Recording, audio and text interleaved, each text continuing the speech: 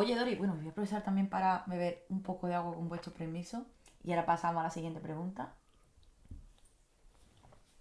Me ha encantado esta historia y bueno, me gustaría pasar a hablar ahora un poco a contarnos lo que hay sobre esta mesa. Correcto. ¿Nos empiezas a contar un poco sobre tus libros y, bueno, sobre estas velas, estas figuras, qué significa? Hablando un poquito sobre lo que vemos aquí en la mesa. Mira, cógeme el libro primero. Este. Sí. Bueno, tú antes me has anunciado y me has dicho que soy, bueno, que esa es mi profesión, maga Maga sacerdotisa. sacerdotisa. Vale. Una maga sacerdotisa no es lo mismo que una bruja. Porque tenemos costumbre, una bruja, y a todas nos meten en el mismo saco, y el leer las cartas, el tener la evidencia, te catalogan o te etiquetan como bruja. Señores, son dos cosas distintas. La bruja es la que viene de familia, la que le han dado un don, pero la bruja puede hacer el mal y el bien. O sea, puede utilizar las dos cosas. La maga sacerdotisa no. La maga sacerdotisa trabaja la magia blanca, trabaja los rituales, porque yo además cuando fui al colegio yo en matemáticas cero, pero en historia me encantaba. Y la historia nos habla de las magas sacerdotisas. En los tiempos de los romanos y los egipcios eran las que casaban a hombre y mujer, pero las que también casaban, que ya eso existía en aquella época, a hombre y a mujer y mujer. Por lo tanto, yo como maga sacerdotisa, las mujeres eran las que casaban en aquella época y las que sabían, pues como de astrología, que ya la astrología viene de la época de los romanos y de los egipcios, más de los egipcios que de los romanos, y tenían que tener unos conocimientos más profundos que lo que es una bruja que puede venir por familia. Por lo tanto, yo cuando tenía tarjeta, porque yo no tengo ni tarjeta, yo en mi tarjeta siempre he puesto consejera espiritual. ¿Qué es una consejera espiritual? Pues la persona que tú vas y que tiene una herramienta como es la astrología, como es el tarot, como es la evidencia, como es la numerología, y basada en esos conocimientos, que eso hay que estudiarlo, la astrología, no es tú ya eres astróloga porque dice que soy, no, no, son 5 años, etcétera, etcétera. Bien, por eso me autodefino en mi profesión maga blanca. Así que en eso estoy. Este primer libro que pone la magia de Doris, recetario mágico, amor, salud, suerte y bienestar, pues este libro, mmm, como yo en casa atendía en Madrid, tenía una consulta en la SER, perdón, tenía un programa en la SER y debido al programa de la SER también tenía consulta en mi casa. Entonces la maga sacerdotisa es la que cuando alguien va con angustia y demás, tiene que tener la energía y la fuerza de hacer lo que se llama una limpieza energética, lo que llama la gente vulgarmente que eso no existe, el mal de ojo, porque antiguamente en la época medieval si alguien te miraba más o había tres reunidas que estaban hablando, las quemaban en la hoguera por brujas y además eran las que podían tener las fuerzas de hacerte un mal de ojo y demás.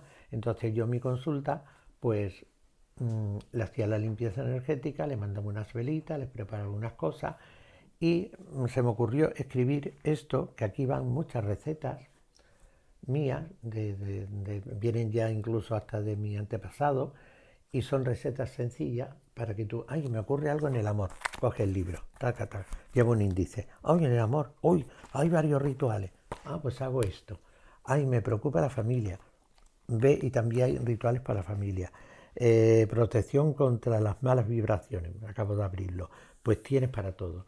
Entonces yo cuando iba a mi consulta le decía toda la teoría, le mandaba el librito, le mandabas unas velas y encantada de la vida. Este es el primero que escribir, como una Dori, ayuda para los demás. perdón, antes de avanzar, lo coloco aquí. Sí. Quiero preguntarte, entonces, claro, si no eres bruja porque no te viene de familia, entonces, ¿cómo descubriste? ¿Cuándo empezaste a descubrir? A ver, es curioso, dice, si eres bruja o no te viene familia, es que me viene de familia. Ah, sí. Pero en aquella época llamaban brujas a las que tenían algún don.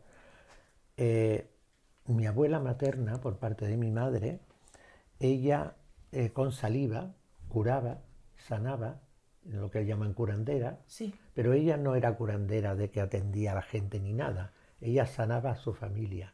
y a los amigos. No tenía consulta, ni era popular para que No le iba fueran todo el pregonando. mundo, no le iba pregonando.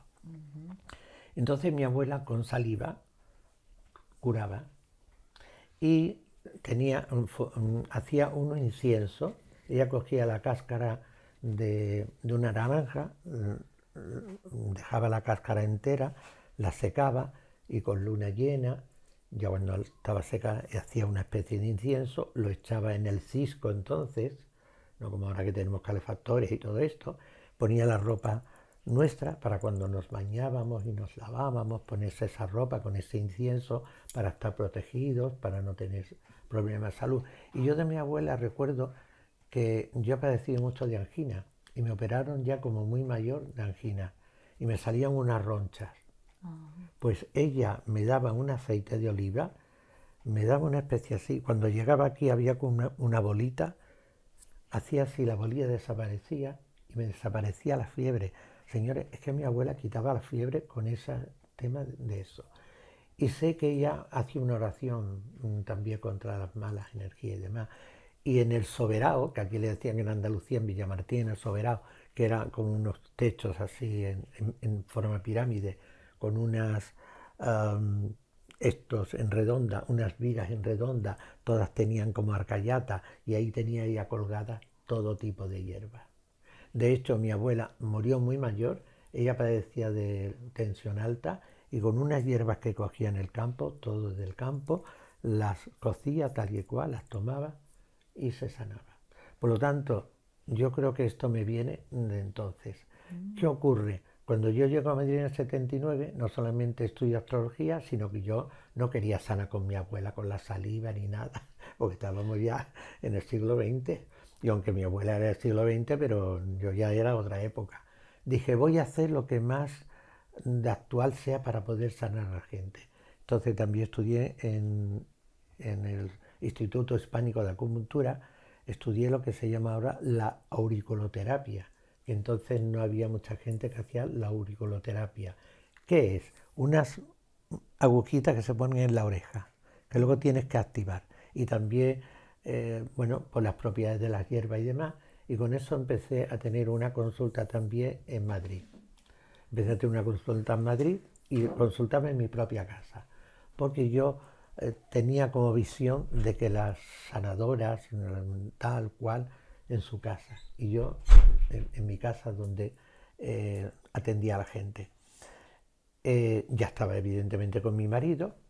¿Y por qué viene cuando la Dori empieza a hacer radio y demás? Pues una de las personas que me conocía, que yo muchas veces cuando estaba haciendo la auriculoterapia le estaba tocando la orejita. Hoy, ¿a ti te ocurre esto? Hoy, ¿cómo lo sabes? Digo, no lo sé, pero lo sé.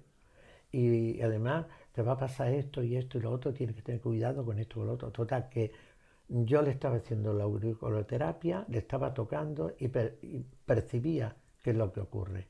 Bueno, pues una de que me conoce, que era la jefa de prensa, Mercedes Nieto, de la SER, Rapel en esos momentos, no recuerdo si fue en el 82 o en el 83, no recuerdo, yo en el 79, 80, 81, por ahí fue. Rapel dejó el programa que estaba haciendo en Radio Corazón, que es de la SER. A mí me encantaba porque la musiquita Radio Corazón era Corazón, Radio Corazón. ¿Todavía te acuerdas? También me acuerdo, claro. Total, que me dice Mercedes Nieto, ¿quieres hacer un programa con las cartas y demás, que yo sé que tú sabes y de astrología? Digo, sí, sí, yo encantada. Y es la primera vez que hice en aquella época en la SER un programa dedicado, se llamaba Dori y la astrología, tenía llamadas en directo, bueno, fue espectacular porque estuve en la primera semana un cuarto de hora y a la semana siguiente una hora de programa. Anda. Todos los taxistas de Madrid me conocían. Cuando yo me montaba en un taxi, porque he utilizado muchos taxis para moverme en Madrid, lléveme a tal sitio. ¡Ay, tú eres Dori! Digo, no me digas, ¿cómo me conoces? Dice, por la voz. Y es que a mí en la SER me dijeron que mi voz es ambigua, es una voz personal, no hay de estas que gritan, muy personal. Y por la voz me conocía. Entonces empecé también a trabajar en casa. Y llega un momento que como la gente me requería más como astróloga, como vidente, el libro este que escribí y demás, dije, a ver, Dori, la energía no puedes dispersarla. Aquí haces una cosa o haces otra. Porque como además soy Acuario ascendente Aries y los Aries somos líderes, o yo hago una cosa bien o si no, no la hago. Entonces me agobiaba mucho que yo te atendiera a ti con la auriculoterapia y que a la mujer siguiente o al hombre siguiente tuviera que atenderle con la evidencia, con el tarot y con toda esta historia. Así que así descubrí y así empecé ya lo que es mi trabajo como maga sacerdotisa, como persona con estos conocimientos y empecé con todo lo que es el tarot y demás. Vaya, qué interesante. Así. Bueno, Dori, me gustaría que nos hablara a continuación del siguiente libro. ¿Cuál vas a coger? Ese. Pues mira, el siguiente libro para mí ha sido un libro que es La Dori pura y dura. Ajá. ¿Por qué pura y dura? Porque aquí vais a descubrir cosas de mi vida, como por ejemplo, en 1993 era esto de Santiago, el año santo de lo que es el Camino de Santiago, y me fui al Camino de Santiago. Tomaba, que aquí lo dio en el libro, tomaba unas flores, que son las flores de Bach, que se llamaban orquídea de la visión. ¿Qué es orquídea de la visión? Lo que es el tercer ojo te lo activa y yo en este viaje que hice la tomaba para estar mucho más receptiva de lo que yo estoy. Entonces hacía rituales en un cruce de camino. Y aquí descubrí en este libro, que está todo escrito, que yo estaba obsesionada porque ese año tenía que sí o sí hacer el Camino de Santiago. Es como una llamada que dice que tengo que hacer el Camino de Santiago, que tengo que hacer el Camino de Santiago. Y hasta que no estuve en el Camino de Santiago no paré. De hecho, mi marido ahí está, bueno, a meter Camino de Santiago y me fui. Bueno, aquí cuento una historia increíble porque en el Camino de Santiago conoce a mucha gente y conocí a un cura que entonces, cuando le conocí, había sido en la época de Franco, había sido el cura comunista. Y tenía una voz increíble, como con canto gregoriano, una voz muy fuerte, pero era ciego. Y iba con otros dos chicos, yo le conocí y le hice también de cicerone, es decir, se apoyaba también muchas veces bien, se apoyaba en mi hombro y yo lo llevaba acompañándole al cura ese ciego. Y como sabía que era andaluza, era muy simpático, me decía, Dori, porque hablamos de Lola Flores, que era mi mito, que no sé qué, ay, Dori, pues cántame por la Lola. Y le cantaba la zarzamora. Anda. En el café de Levante y entre copla y alegría cantaba la zarzamora. Y yo decía, pues tú me tienes que cantar por canto gregoriano. Mira, me estoy acordando de este momento. Además, él tiene escrito un libro que me lo dedicó y todo. Y se me ponen los pelos de punta porque sé que él donde está, sé que está ahora conectando, porque no morimos nunca. El espíritu es eterno. Damos un paso hacia otro lado y nos vamos al otro lado. No morimos. A mí la palabra muerte no me gusta. Total. Aquí descubro que personas que se cruzaban conmigo en el Camino de Santiago eran personas que habían tenido que ver conmigo en otra vida. Conocí a uno que fue mi padre en otra vida. La gente dirá, esta ya... Por la orquídea le da visión y con la visión que yo tengo y los rituales que hacía, aquí es increíble. De hecho, la foto de la portada, tú verás, si ves, parece que estoy descalza, ¿no? Sí. Vale, pues yo llevaba botas puestas, yo ahí no estaba descalza.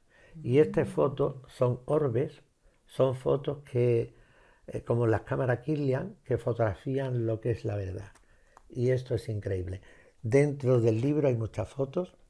Llegué hasta Finisterre, porque el Camino de Santiago es un camino ancestral. Ahora le han hecho la iglesia con un camino suyo hasta Santiago, pero no. El Camino de Santiago ancestralmente era un camino que había que ir hasta Finisterre, que Finisterre es el final del camino. Y hay una foto increíble aquí en Finisterre donde se ven ángeles. Y yo en este Camino de Santiago invocaba a mi ángel, a Nahuel, el infinitamente bueno.